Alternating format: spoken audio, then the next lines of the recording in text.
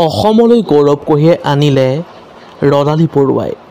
শোণিতপুৰ নিবাসী অসম কন্যা ৰদালি বৰুৱাই সমগ্ৰ অসমলৈ গৌৰৱ কঢ়িয়াই আনিলে। এছিয়ান টাইকোৱাণ্ডো চেম্পিয়নশ্বিপ 2024ত মহিলাৰ 73 কেজি শাখাত ব্ৰঞ্জৰ পদক অৰ্জন কৰি অসমৰ লগতে সমগ্ৰ দেশলৈ গৌৰৱ কঢ়িয়াই আনিছে এইগৰাকী যুৱতীয়ে।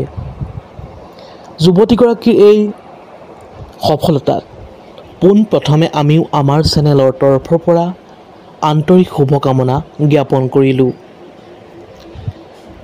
শোণিতপুৰ নিবাসী অসম কন্যা ৰদালি বৰুৱাক শুভেচ্ছাৰে উপচাই পেলাইছে যোৰহাট লোকসভা নিৰ্বাচনৰ প্ৰাৰ্থী গৌৰৱ গগৈ ডাঙৰীয়াই। ভিডিঅ'টো আছিল ইমানেই।